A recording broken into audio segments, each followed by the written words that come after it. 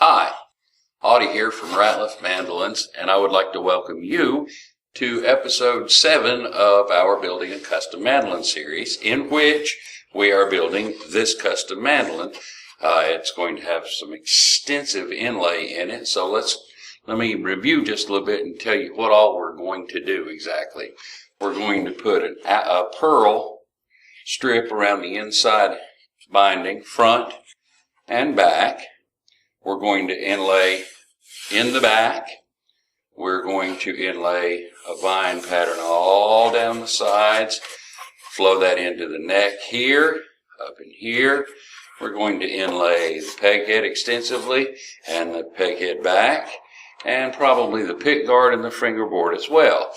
So what we're going to do is have a pattern very similar to this right here. It'll be a matching pattern to that, whether it's on the, no matter where it's at. But we're going to try to do something that's compatible with that.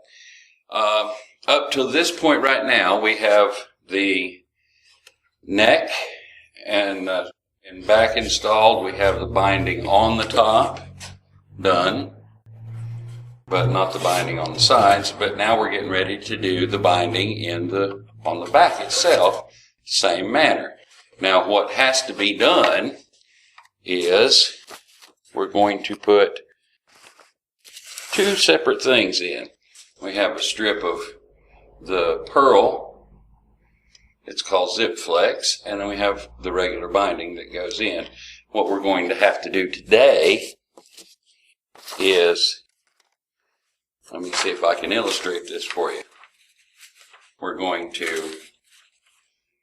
We have the top, or the back, say, like this right here.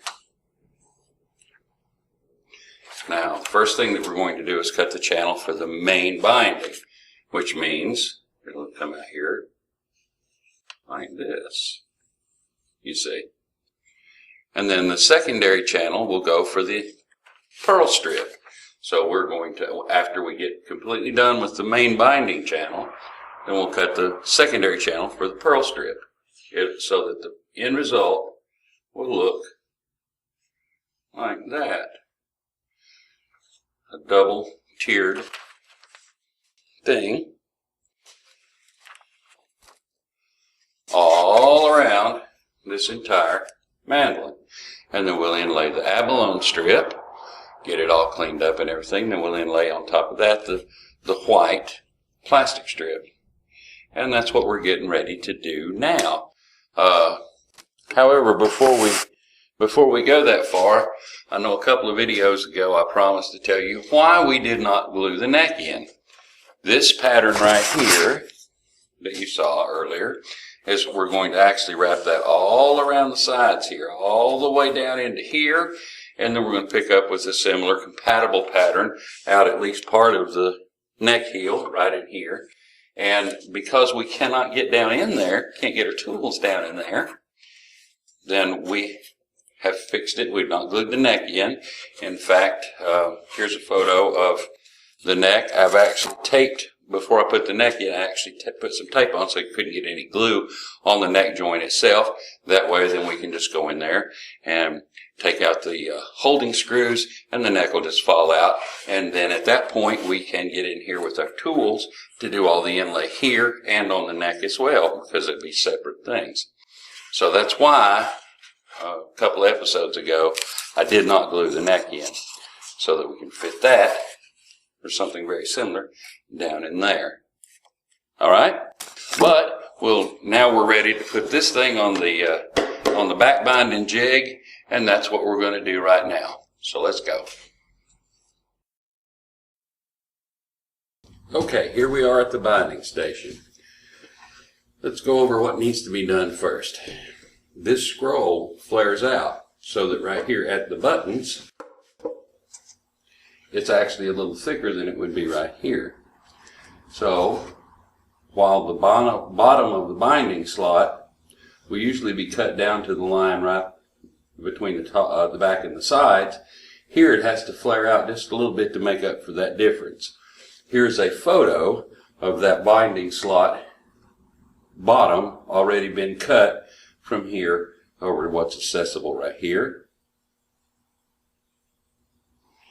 And then everything else has to be done by hand. This will take probably 2 or 3 hours to cut these binding slots around this mandolin. And so I'm going to try to just have pictures of the progress as it goes, and that's what we'll do now.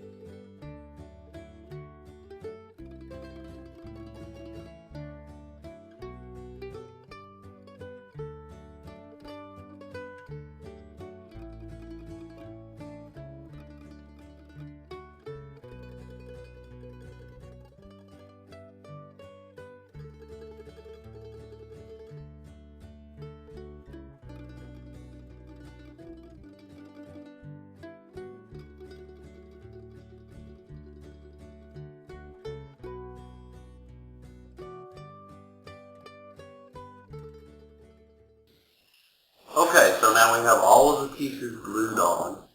Now that took several days. You have to glue a little piece and then walk off and let it dry. Come back, glue another little piece and then walk off and let it dry. So it takes quite a while to do all of that. However, it is done now.